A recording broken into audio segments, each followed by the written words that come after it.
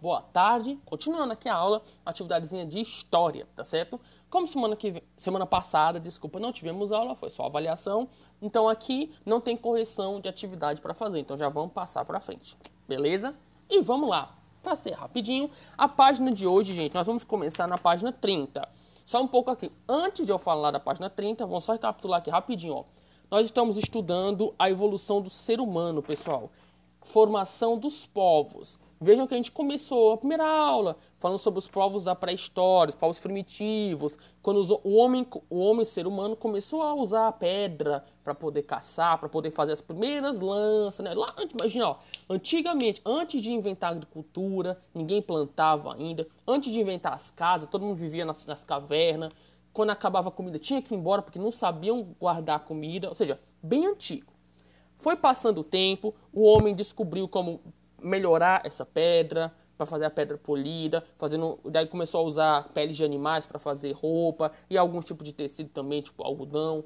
Com mais tempo ele aprendeu a usar metal, fazer ponta de lança de metal, começar a fazer faca, aprendeu a fazer objetos de cerâmica para guardar comida, que já tinham aprendido também a agricultura. Com a agricultura, o ser humano começou a poder ficar mais calmo. Não tinha que ficar saindo atrás de comida. Podia plantar sua própria comida. E os seres humanos começaram a fazer as primeiras aldeias pequenininhas ali, perto de rio, perto de lago, lugar que tivesse água para beber, para plantar, para pescar. E o ser humano aprendeu também a cuidar de animais. Criação de gado, criação de galinha, porco, esses animais que começaram a ser usados para alimentação, certo? Com isso, o desenvolvimento da agricultura, os seres humanos começaram, gente, a crescer as populações, porque tinha pouquinho humano, né? Morria muito, que era difícil a vida, tinha que sair caçando, tinha que matar mamute e tinha que brigar com outros bichos para poder ter comida. Com a agricultura, a pecuária, o ser humano foi ficando mais tranquilo, e foram começando a nascer mais gente, pessoas ter mais saúde, ter mais alimento, e foram se criando os primeiros povos organizados, primeiras aldeias, que depois formavam grandes clãs, que formavam tribos e tal.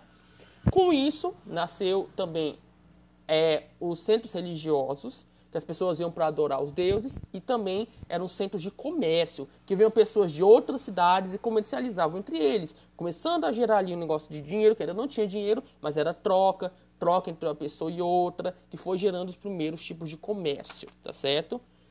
Isso foi o que a gente viu até o momento. Hoje nós vamos falar sobre registros de memória cultural e material. Como assim registros de memória? Gente, é o que é registrado, né? Memória é o que a gente tem na cabeça, certo? Mas não, a gente pode só confiar na memória que a gente tem na cabeça, porque a gente esquece um negocinho, né? Por isso que existem os registros. Hoje em dia é muito fácil, porque, tem aqui celular, a gente pode fazer foto, fazer selfie, fazer vídeo. Esse vídeo que eu tô gravando hoje aqui pra vocês vai ficar aí pra sempre. No futuro as pessoas não vão nem saber que era Luciano, mas pode achar esse vídeo aqui no YouTube. Olha esse cara, que cara feio, fazendo um vídeo de história, né? Isso são registros. E no passado também existiram os registros. Lembrando que a gente ainda está falando de uma época em que não existia a escrita. A escrita ainda estava se desenvolvendo, ou seja, escrever letras não existia. Até agora, no nosso livro, a gente não falou sobre o ser humano, não tinha inventado escrita ainda. E como é que eles guardavam as coisas? Nós vimos a outra semana, né, a questão das pinturas rupestres, desenhos nas cavernas, que era um modo de guardar. E o que mais? Vamos entender aqui, ó. Os objetos do passado que foram preservados nos ajudam a compreender aspectos da vida cotidiana de vários povos. Objetos variados, como itens de vestuário e enfeites, recipientes de uso cotidiano ou religioso, construções públicas e moradias, instrumentos de caça ou festivos, podem fornecer informações sobre o modo de vida de outros tempos e espaços e fazem parte da memória de um povo, certo? Tudo isso, todas essas coisinhas assim que ficaram do passado são registros da memória, para a gente entender como era antigamente. No futuro, bem no futuro, as pessoas quando forem encontrar coisas antigas vão ficar assim, olha que interessante. Imagina que no futuro ninguém vai todo mundo escrever só no computador, no tablet, não vai ter mais caneta. Eles vão olhar assim, olha que coisa, né? Olha, e eles botavam tinta dentro, olha que estranho. Eles falam, professor, ninguém vai achar estranho uma caneta. Vão, se vocês me lembrarem que há uns 100 anos atrás não tinha caneta assim, igual essa. Como era a caneta? A caneta era mais grossa, a gente tinha que comprar um negocinho de tinta e ficar enchendo. Lembra? Você já viu isso em filme? Por exemplo, no Pica-Pau ele faz também. Tinha que encher a caneta. Assim, puxava, encher de tinta. Igual a seringa, né? Que a seringa a pessoa bota a injeção. Tem que encher. As canetas eram do mesmo jeito, tinha que encher de tinta. Essa aqui, ninguém enche mais de tinta. A tinta já vem dentro dela. E quando acaba, a gente joga fora e compra outra, que é barata. Antes não era barata, era caro. A pessoa comprava uma só caneta e ficava anos e anos com essa caneta. Tinha que ficar gastando tinta. Antes disso, a pessoa usava pena. Pena mesmo, pena de pássaro. Tinha que ter, melava a pontinha da pena na tinta, escrevia, acabava, melava de novo. Olha aí. Hoje a gente olha, nossa, que estranho, né? Usar pena, usar tinta pra encher a caneta. Hoje a gente acha estranho. No futuro as pessoas vão ver o que a gente usa hoje em dia, ó, e vão achar estranho. Pensem hoje, ó, seus avós. Hoje, qualquer um de vocês aqui, crianças, vocês mexem no celular e vê vídeo no YouTube, e joga Free Fire, e joga outras coisas, e sabe mexer na televisão, e sabe mexer em computador, qualquer coisa assim. Fácil, né? Mas se nasceram com isso. Poxa, se eu for mostrar pro meu avô aqui, ó, avô, vamos ver um vídeo aqui no YouTube, e vai olhar assim, YouTube? O que é isso, menino? Que negócio é esse? No celular. Muitos voos, até mães, tios, mal sabem mexer no celular. Duvido algum de vocês nunca ter passado por isso. Chegar uma pessoa mais idosa, meu filho, como é que faz pra ligar pra tal pessoa aqui? Como é que bota um número aqui? Ó, a Rosinha me deu o número dela, pediu pra eu anotar no celular, eu não sei, faz aí, né? O mundo vai mudando e as coisas vão ficando ultrapassadas. O que pra gente é tranquilo, que a gente nasceu, a gente sabe mexer, pra outras pessoas não é, né? Ou seja, é importante ter os registros, porque a vida vai mudando. E vamos lá. Continuando. Ai, vocês caíram, gente. Peraí. Dá-se o nome de cultura material ao conjunto de objetos que dão significado às vidas das pessoas em diferentes momentos da história, conferindo-lhes identidade. Cultura material é aquilo que dá identidade para um povo. Né? Se a gente for ver a vida aqui no Brasil, a vida no Egito, por exemplo, é muito diferente. A vida na China, a vida nos Estados Unidos é diferente, porque a cultura, a identidade do povo é diferente. Elementos simbólicos também fazem parte dos objetos que são legados pelos povos. Vejamos um exemplo. Na cultura material dos antigos egípcios, existem muitas representações de gatos, porque esses animais eram considerados sagrados, tendo alguns até sido mumificados. Ou seja, os gatos eram sagrados. Eles têm deuses gatos que... Peraí, eu falei nisso. Olha só, isso aqui pulou no meu colo. Seguinte, os gatos eram sagrados para eles rezavam para os gatos. Tem vários deuses gatos. E tinha muitas pessoas que mumificavam. O que é mumificar? É quando a pessoa preserva o corpo para durar ali para sempre. Bota no túmulo e tal, preservadozinho que para durar por vários séculos. Tipo, a gente vê aquelas múmias em filme, não sei o quê, são corpos humanos mumificados. Tinha gente que fazia com gatos também, os gatos dele, para que os gatos não apodrecessem, né? Para ficar sempre o corpo preservado. É considerado uma divindade, o gato representa a fertilidade. A representação do gato como símbolo religioso pode ser explicada como uma referência a um animal que fazia parte da vida dos egípcios.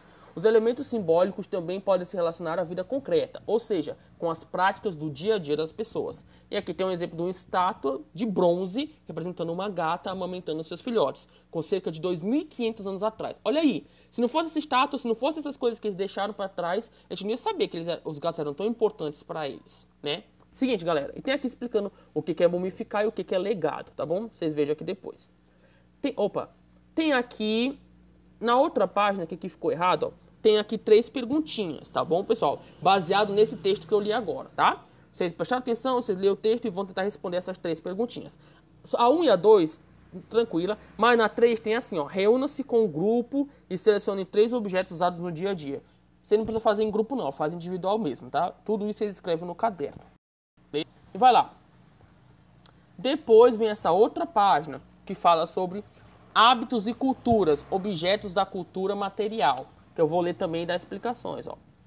As ações necessárias na vida cotidiana geram métodos próprios e novas técnicas que são criadas para lidar com os desafios enfrentados pelas pessoas ao longo do tempo. Ou seja, a vida hoje não é igual à vida do passado. As coisas que as pessoas precisavam para viver no passado não são as mesmas de hoje. Por exemplo, bota aí 120 anos, 150 anos. Não tinha eletricidade. A pessoa vivia à luz de velas e era tranquilo para eles. Não tinha televisão, não tinha internet. Era bom. A pessoa vivia, né, tranquilamente. Hoje, imagina hoje, se de uma hora para outra, ó, acabou a eletricidade, tem mais eletricidade, tem mais internet, tem mais televisão, tem mais ventilador. Ai, meu Deus, e agora? A gente ia ficar um caos na nossa vida, porque a gente precisa de internet e de eletricidade para tudo. Para geladeira tem que ter eletricidade, tem que ter eletricidade para ir no banco sacar um dinheiro, tem que ter eletricidade no mercado para comprar comida. Então, nossa vida não ia funcionar sem ela. Ou seja, os desafios enfrentados pelas pessoas ao longo do tempo são diferentes, certo? Continuando. Assim, as formas de construções arquitetônicas ou dos utensílios empregados em usos diversos, como cultivar alimentos, cozinhar ou se locomover, guardam as marcas de necessidades comuns e dos hábitos mais corriqueiros das populações. Ok? As marcas, segundo parágrafo, as marcas das necessidades comuns que geram avanços são vistas, por exemplo, na cultura do povo fenício, que atingia um grau muito alto de aprimoramento técnico na antiguidade. A Fenícia se situava em uma estreita faixa litorânea, próximo do mar Mediterrâneo, onde se localizam o Líbano e parte da Síria. Esse povo se dedicava ao comércio, especialmente o comércio marítimo, navegando em embarcações chamadas galés, impulsionadas pelo uso de velas e remos. Velas, no caso, é aqueles panos, né, que eles botam assim para pegar o vento. Na região em que estavam instalados, próximos ao mar, dedicar-se à navegação era fundamental, e eles souberam aproveitar os recursos naturais das áreas montanhosas próximas para obter madeira para a construção de embarcações. É possível considerar que as galés são parte da cultura material dos fenícios, pois elas comportam a tecnologia particular desenvolvida por eles que se sustentou seu desenvolvimento econômico. Certo? Ou seja, opa, eu esqueci de baixar, eu estava lendo no livro, desculpa, gente. E mostra aqui um exemplo de galé, ó, que é essa embarcação que os fenícios usavam.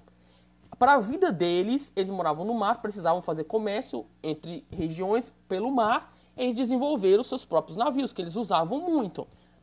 Povos que não precisavam de navio vão achar, tipo a gente aqui em Guaraciaba, onde vocês moram, na Várzea, nas comunidades, eu aqui em Croatá. Para que navio? Ah, nunca vou precisar do navio. Aqui não precisa, não tem mar para navio, mas para quem precisava, isso aqui foi uma grande descoberta. Ou seja, os povos criavam invenções de acordo com o que eles precisavam para a sua vida, ok?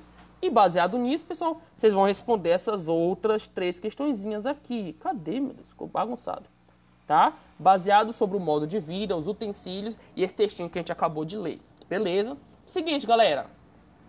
A aula de hoje acabou aqui, tá bom? Façam essas 6 questõezinhas de história, me mandem no caderno pra gente poder corrigir. Valeu e até quinta-feira.